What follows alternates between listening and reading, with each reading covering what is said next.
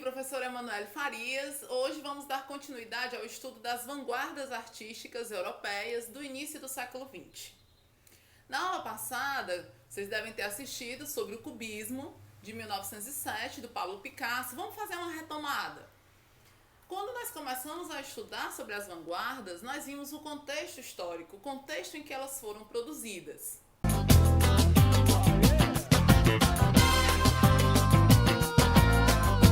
O que é importante a gente ressaltar?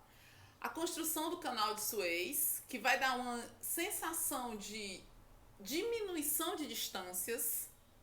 Não sei se deu para entender, mas esse canal vai facilitar o deslocamento das pessoas, então as pessoas vão ter a sensação de que o mundo está mais acessível.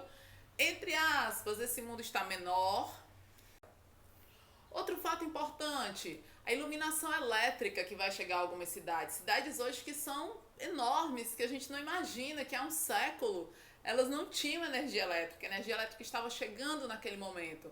O Rio de Janeiro, né? O Rio de Janeiro vai ganhar a sua iluminação elétrica em 1907.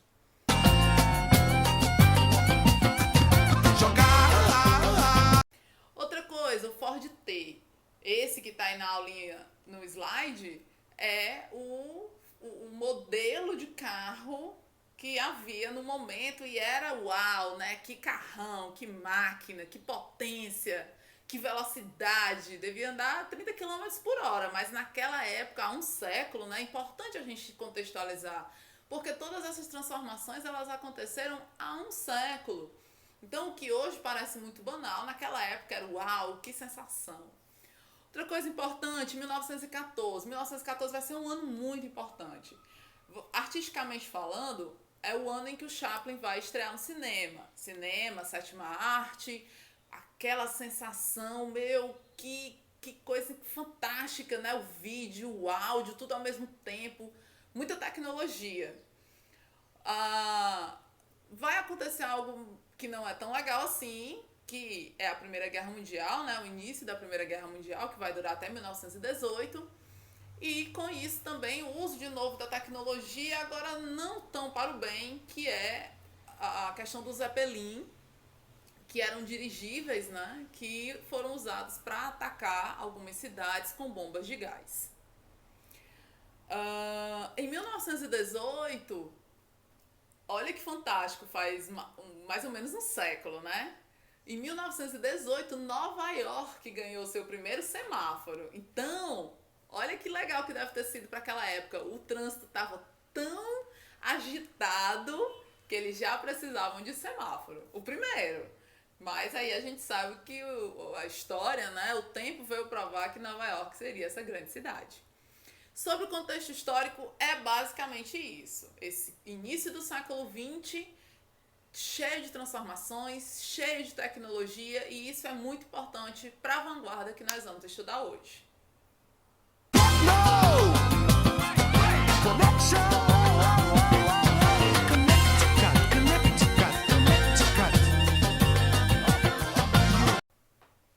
Importante lembrarmos a origem do termo vanguarda. Vanguarda é um termo que vem da guerra, que se refere aos combatentes que estão na frente do exército. Artisticamente falando, digamos que eu tenho uma determinada tendência artística e alguém traz uma ideia inovadora, ou seja, à frente do seu período, e essa pessoa é considerada como de vanguarda. É importante que a gente ressalte que nem todos os artistas que hoje são respeitados e considerados e estudados, quando eles surgiram, eles não eram assim. Por quê? Porque as pessoas têm uma tendência a estranhar aquilo que é diferente. Então, essas vanguardas, é o caso do Picasso, por exemplo, ele foi rejeitado, né? O tempo veio provar que o Picasso deveria ser super respeitado como artista. Mas na época, em 1907, na exposição que vocês estudaram no cubismo, quando as senhoras de Avignon foram expostas, ele não foi tão bem recebido assim. De modo geral, vanguarda é aquilo que está à frente do seu tempo. Todos esses movimentos que estamos estudando agora, cubismo, hoje futurismo, e vem aí mais 3 vanguardas, né? Expressionismo, dadaísmo e surrealismo, todos eles estavam à frente do seu tempo, inovando, quebrando regras, rompendo padrão e trazendo à luz a modernidade, como entendemos hoje.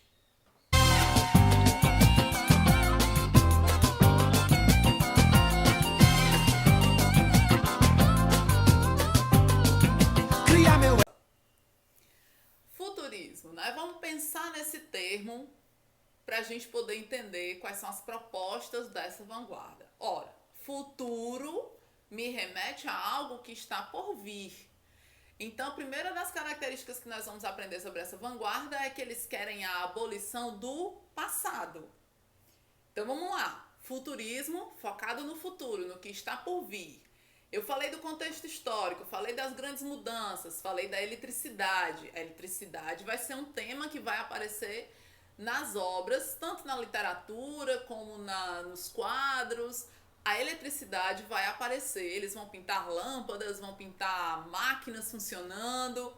Então, é um tema que vai aparecer constantemente nas obras futuristas.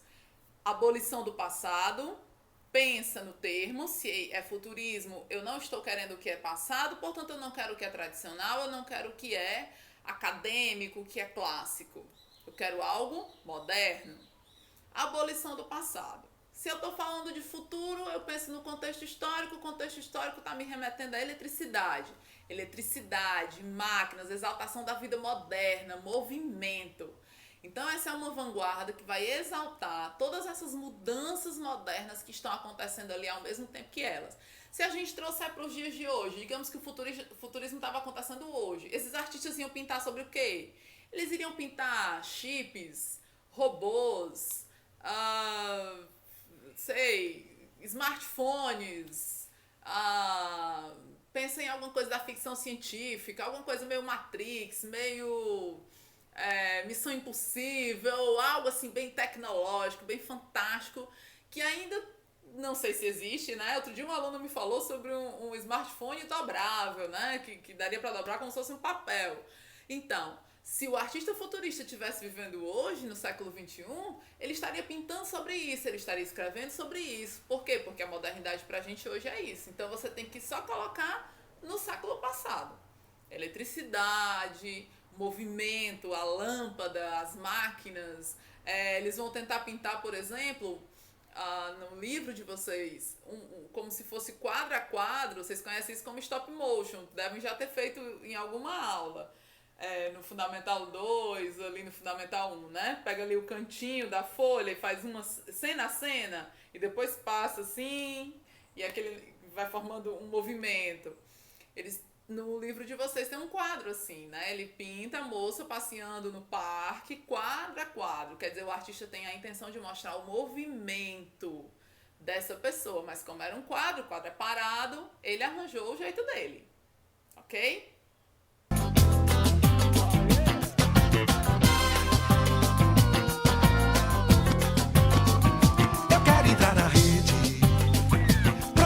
Debate, juntar via internet um grupo de dietes de Connecticut. Eu quero estar na rede.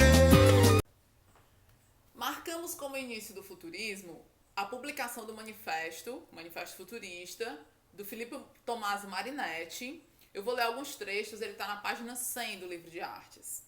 Ele diz, por exemplo, assim: queremos cantar o amor ao perigo, o hábito, a energia e a temeridade. Os elementos essenciais da nossa poesia serão a coragem, a audácia, a revolta. Queremos exaltar o movimento agressivo, a insônia febril, o passo ginástico, o salto mortal, a bofetada e o soco. Então, o movimento futurista tem essa questão de agressividade, nesse sentido, né, do movimento, daquilo que está por vir. E tem também uma questão de um apelo aos jovens, né? Então eles queriam convocar os jovens a aderir a esse movimento.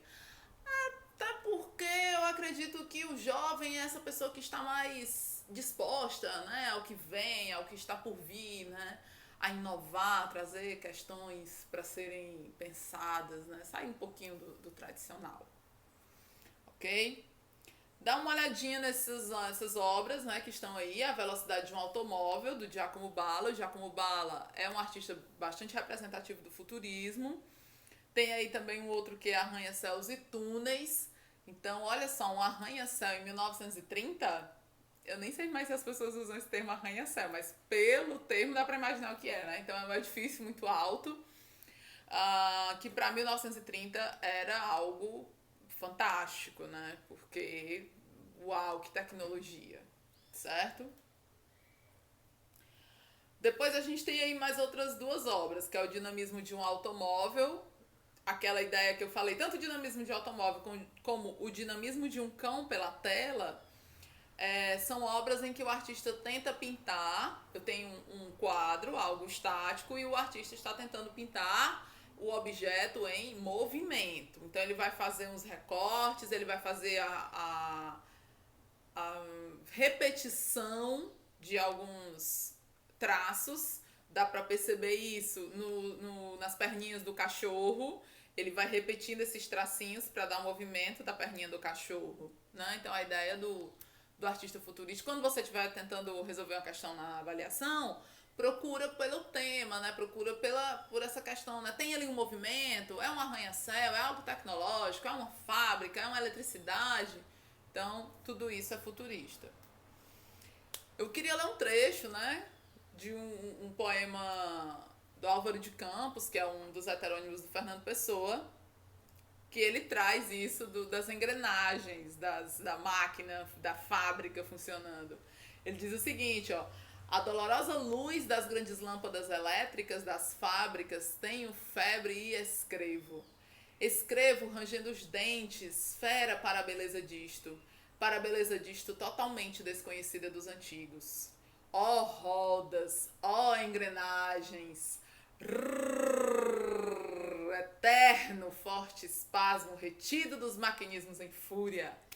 Esse é uma onomatopeia, né, para mostrar essa grande engrenagem da máquina, das rodas e da fábrica funcionando, né? É fantástico. O Fernando Pessoa está ali no início do século XX, ele é contemporâneo desse período em que a gente está falando das vanguardas, e ele traz toda essa ideia da modernidade, da velocidade, da eletricidade, desse mundo em transformação.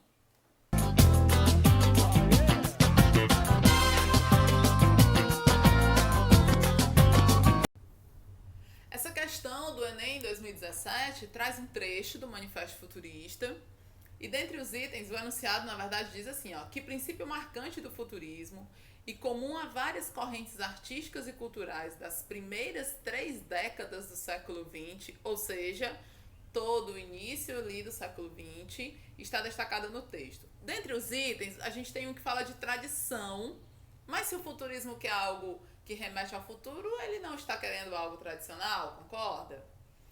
A letra B fala que a arte é uma expressão de memória coletiva. A arte até é uma expressão de memória coletiva, isso eu não discordo, mas não é o que está no texto.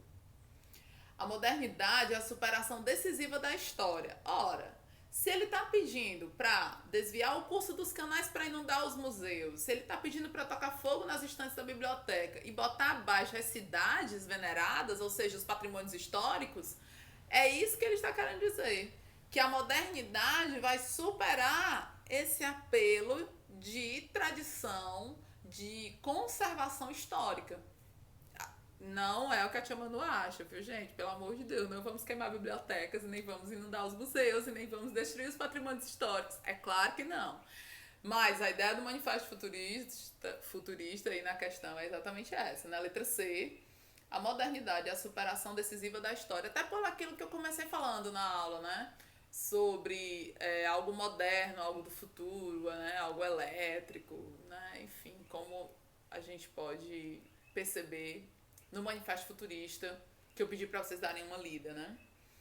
Os outros itens falam a realidade cultural é determinada economicamente, mas a gente não vê nada disso no trecho, né? Não tem nada falando sobre economia, tem muito mais sobre atitude revolucionária. E a memória é um elemento crucial da identidade cultural. Sobre memória, tem uma certa relação com tradição, que seria algo parecido com o que está dito no item A, né? Memória é crucial para a identidade cultural, e ele não está querendo memória, ele não quer passado, porque memória é preservação do passado. Ele quer algo que remeta ao futuro, ok? É isso. Espero que tenham entendido, espero que tenham aprendido, mas se ficou alguma dúvida, você sabe que você tem um canal de comunicação, manda lá a tua pergunta que a gente vai responder o mais breve possível. Fiquem com Deus e logo em breve nos veremos. Eu sei que vocês estão morrendo de saudade, porque eu também tô.